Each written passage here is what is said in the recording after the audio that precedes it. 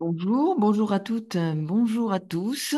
Je vous retrouve aujourd'hui pour je dirais une vidéo un peu particulière puisque je souhaitais apporter un complément sur les énergies de la pleine lune éclipse, donc en Poisson, le 18 septembre. Alors, 18 septembre, cette pleine lune éclipse, hein, comme vous savez, sera dans l'axe Poisson Vierge et je voulais apporter un éclairage sur l'enseignement important, hein, que l'on peut en tirer parce que, alors particulièrement, je dirais les signes Vierge, Poisson, Gémeaux, Sagittaire, mais pas seulement, hein, parce que ça va activer d'autres points, notamment l'axe des nœuds lunaires qui se trouvent en Balance et Bélier.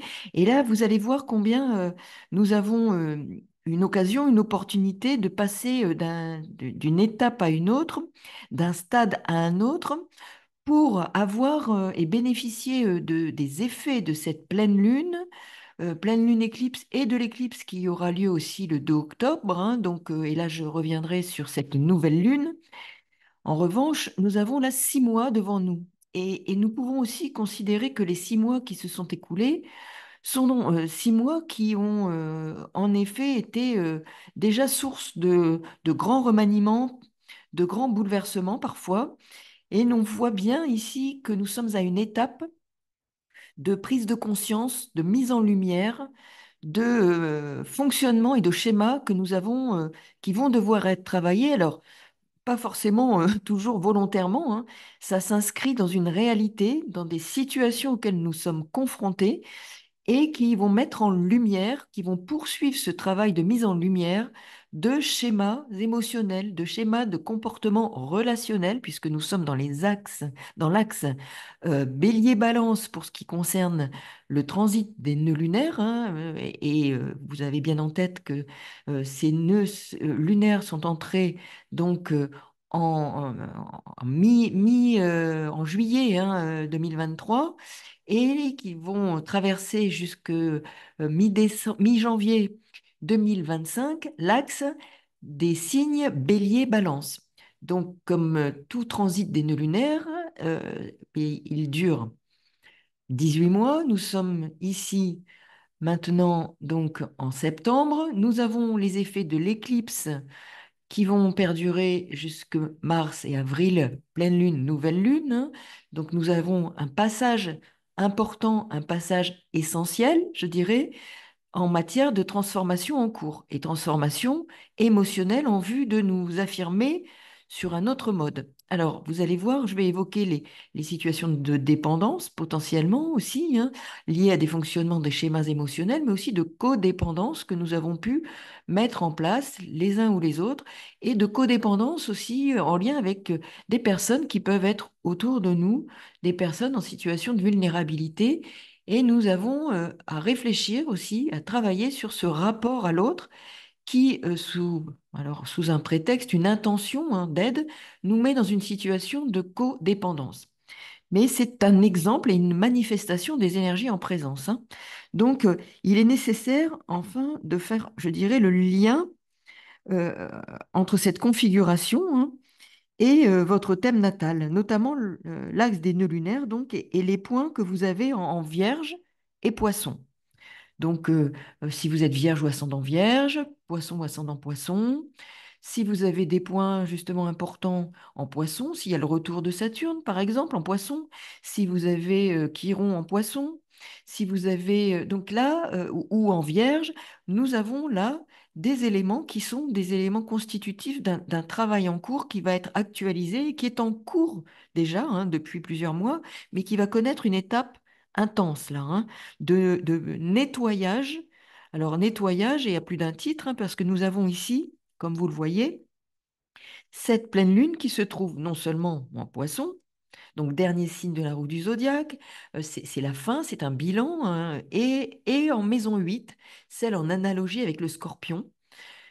Donc là, nous avons, à travers potentiellement une crise émotionnelle, ou une mise en lumière encore plus puissante de cette nécessité de prendre conscience de schémas émotionnels qui viennent là pour nous démontrer qu'il y a dans nos comportements des schémas émotionnels, des intentions, des motivations en lien avec d'anciens schémas émotionnels qu'il faut pouvoir nettoyer pour partir sur des bases, de bases nouvelles, mais dégagées de fonctionnements qui potentiellement peuvent être toxiques, toxiques pour soi, toxiques pour les autres, cachés derrière une apparence de bienveillance. Et ça, c'est important, hein, de réfléchir à ce qui nous motive réellement et de faire le lien avec des schémas émotionnels en lien avec le passé, potentiellement le passé familial. Pourquoi je dis ça? Parce que la maison 8 est en lien avec du transgénérationnel.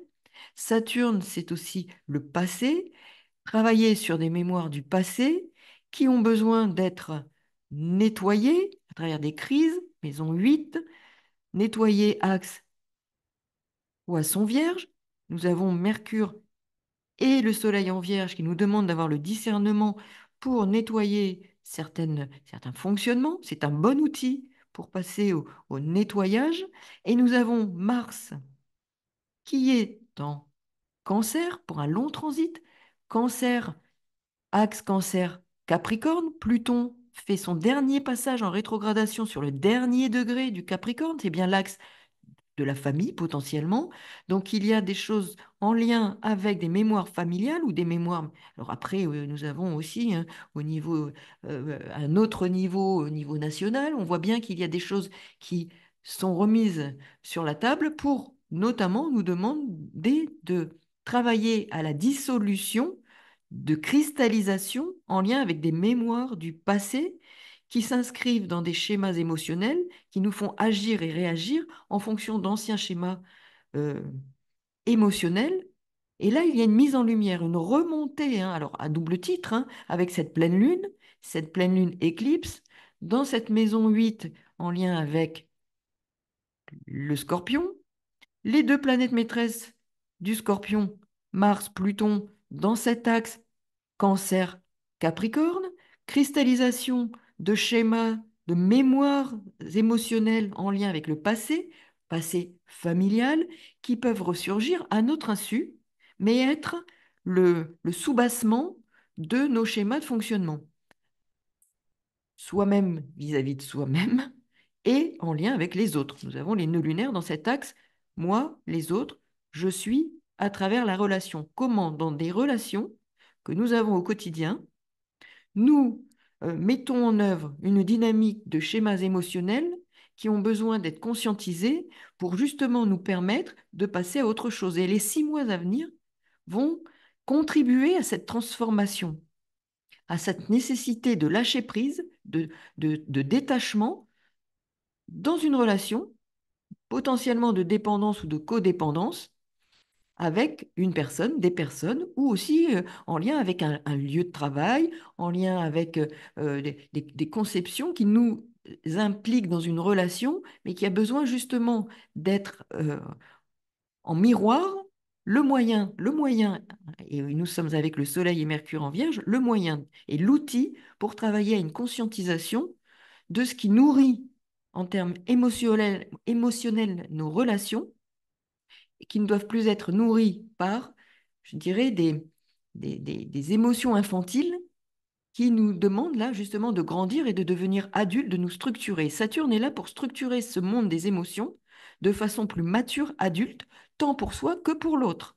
Donc de rendre, je dirais, son autonomie à l'autre potentiellement, de devenir plus autonome soi-même ou de donner son autonomie à l'autre, de faire grandir l'autre en n'étant plus dans une aide et un accompagnement de servitude. Saturne en poisson, de ne pas rendre l'autre victime de cette relation et de ce schéma émotionnel, mais de lui permettre de devenir adulte, de s'autonomiser, de comprendre qu'il a son autonomie à prendre et aussi de ne plus être dans une relation de dépendance, codépendance. Ça peut être aussi ça et qui peut être tout à fait toxique. Et nous sommes dans le poisson, hein. N'oublions pas qu'il peut y avoir une dimension d'illusion, une dimension toxique à mettre en lumière. Et nous avons là la Lune conjointe exactement à Neptune, hein, qui va nous demander donc ici de réfléchir à tout ce qui fait illusion, à tout ce qui peut être toxique et mis en lumière par cette pleine lune, éclipse, qui va nous permettre de toucher encore plus à cette ombre, notamment dans cette maison 8 des crises et du Scorpion dans cet axe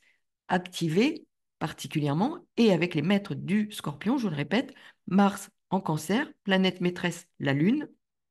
Donc, par exemple, les signes du Cancer peuvent être très concernés, les signes du Poisson aussi. Et puis, nous avons évidemment Pluton qui termine la dissolution des cristallisations dans le Capricorne. Donc là, nous avons vraiment ces configurations particulièrement fortes, hein.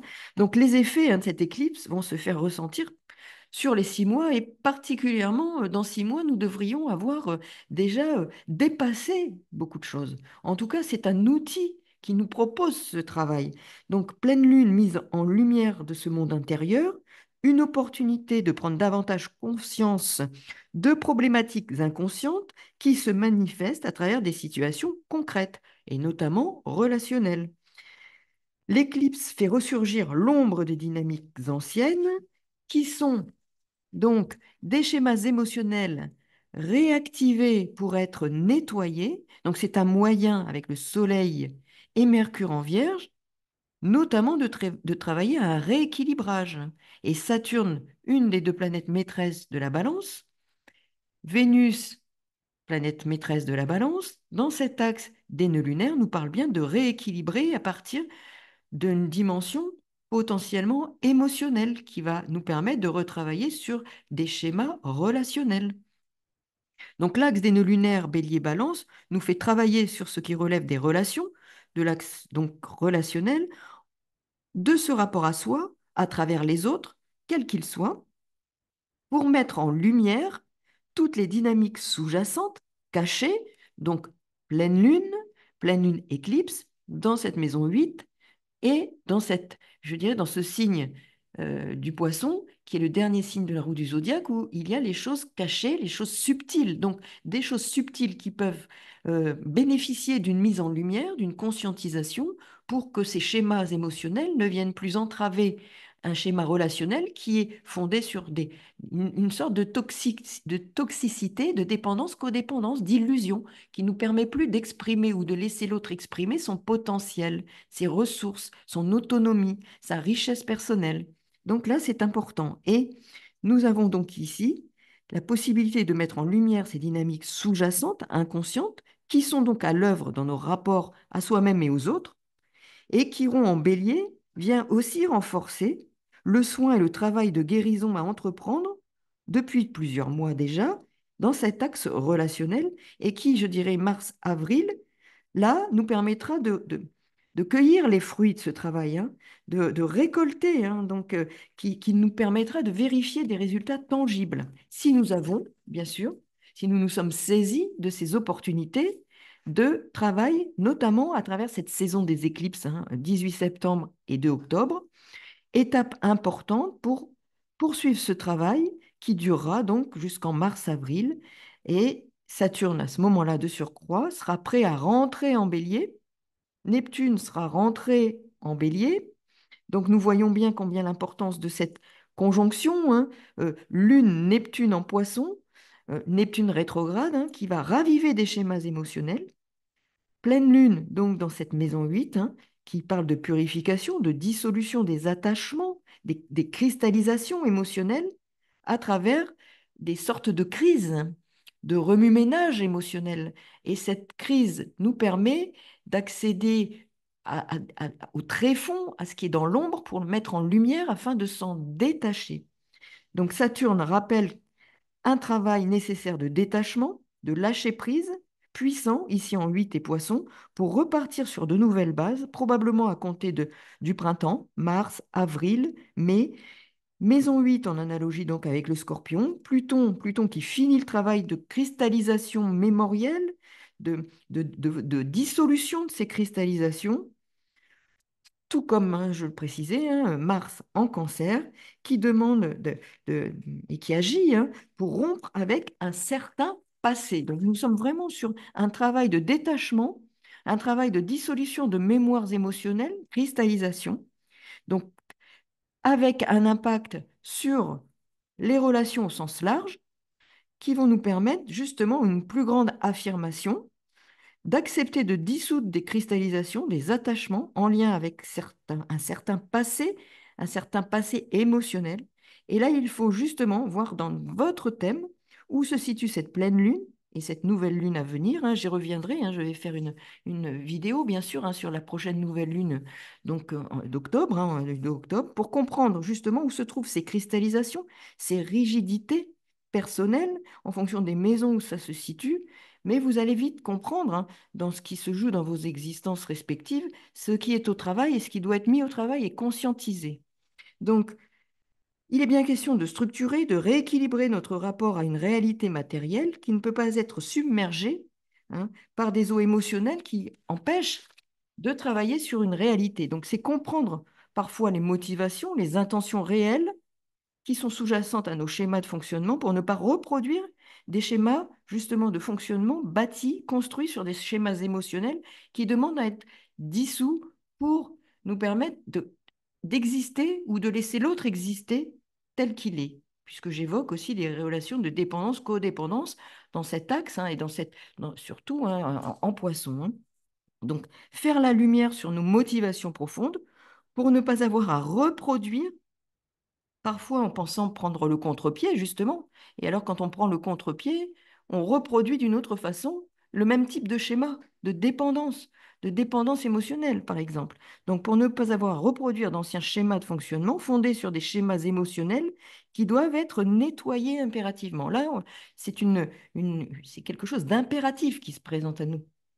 C'est une occasion de devenir plus autonome ou de rendre l'autre plus autonome, car certaines relations vont s'avérer sous le couvert de l'aide, de l'accompagnement, de la bienveillance apportée à une personne ou une autre, hein, ou dans notre investissement à quelque chose, être en réalité plutôt toxique et relever de relations, comme je le disais, de codépendance, par exemple.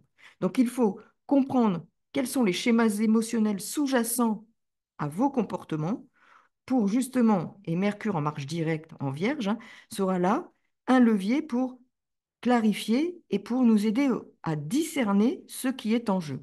Donc, je vous souhaite un bon travail de pleine lune qui arrive, hein, et déjà les effets vont se faire ressentir aujourd'hui, demain. C'est toujours à peu près sur 5 jours. Hein. Donc, lundi, mardi, mercredi, jeudi, vendredi, je dirais que c'est une semaine potentiellement très riche au niveau des nettoyages nécessaires. Et on peut le voir au niveau individuel, mais collectif, nous aurons des effets. Et regardez, essayez de décrypter justement avec Mercure et le Soleil en Vierge, de décrypter, d'analyser. C'est vraiment intéressant parce que ça vous permettra, ces leviers, ça nous permettra de discerner, de travailler au décryptage, d'analyser, de comprendre ce qui se joue pour nous, mais aussi au niveau collectif. Ce seront des leviers qui nous permettront ainsi d'accéder à plus de détachement, de prise de recul pour des effets, hein, je dirais, sur les 6 mois à venir et des résultats intéressants à obtenir pour mars-avril prochain. À très bientôt pour de nouvelles aventures astrales. Je vous souhaite une très bonne journée. Et si vous avez, pour vous, euh, besoin de clarifier des éléments sur les effets potentiels de cette pleine lune, vous avez sous la vidéo dans la barre de description le lien où vous pouvez me contacter. À très bientôt. Belle semaine et belles énergies de pleine lune. Au revoir.